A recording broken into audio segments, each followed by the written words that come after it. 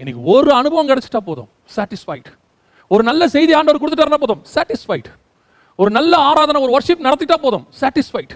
ஓ இன்னைக்கு அப்படி இப்படி மோசே எல்லாம் சொன்னோம்னா என்ன சொல்லியிருக்கணும் யோசித்து பாருங்க. அந்த வாஞ்சை தாங்க அவனை தேவனுக்குள்ள வாழ வச்சுக்கிட்டே இருந்துச்சு. விருப்பம், அதான் உலகத்தாங்க சொல்லுவாங்க, தேடல் இருக்கிற வரைக்கும் தான் மனுஷன் இருப்பான்.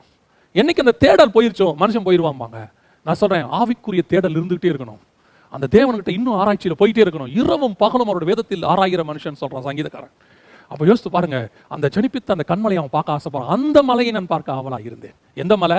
என்னை நடத்திக்கிட்டு வந்துச்சு ஒரு மலை, எனக்காக அடிக்கப்பட்டுச்சு ஒரு மலை, எனக்காக ரத்தம் சிந்துச்சு, ஜீவ தண்ணீரை கொண்டு வந்துச்சு. அந்த மலையை நான் பார்க்கணும். இது ரெண்டாவது. மூன்றாவதாக யாத்ராகமத்தின் புஸ்தகத்தில் 17ஆம் அதிகாரத்தில் இதே மோசே ஒரு கண்மலையை அடிக்கிறார். கண்மலையை அடிச்சு தண்ணி எல்லாம் வருது, நம்ம எல்லாரும் பார்க்குறோம்.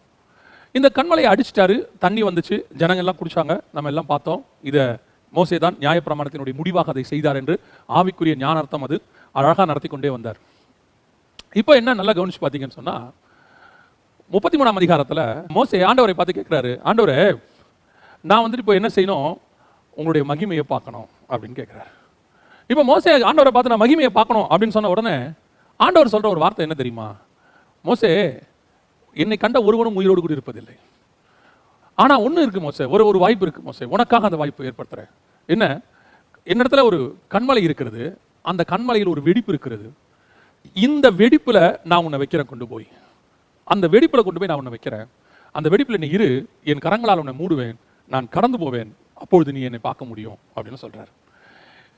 இந்த சம்பவத்துக்கு பின்னாடி எவ்வளவு பெரிய மகத்துவம் இருக்கு தெரியுங்களா? ஆக்சுவலா அந்த இடத்துல என்ன நடக்குது அப்படின்னு கேட்டீங்கன்னு சொன்னா, இந்த கண்மலை கிறிஸ்து, நம்ம எல்லாருக்கும் தெரியும் அந்த கண்மலை கிறிஸ்து. இந்த வெடிப்பு ஏன் ஏற்பட்டது தெரியுமா?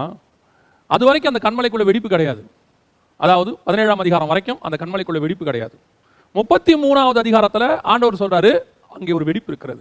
இந்த வெடிப்பு வேற ஒன்றும் இல்ல, மோசே அடித்ததனால் ஏற்பட்ட வெடிப்பு. அந்த கண்மலை அடிச்சு தண்ணி வந்துச்சு பாத்தீங்களா? அப்ப அந்த வெடிப்புல தான், அந்த மலை ஒன்று வெடிச்சாதான் அதுல என்ன வரும், ஊற்று ஒன்று கிளம்பி வெளியே வரும். அதுல ஒரு சின்ன விரிசல் ஒன்று விடணும். அப்ப அந்த கண்மலைக்குள்ள ஒரு வெடிப்பு இருக்கிறது. அந்த வெடிப்புக்குள்ள நீ போயிட்டீன்னா நீ அங்கிருந்து என்ன பார்க்க முடியும் அப்படின்னு சொல்றாரு.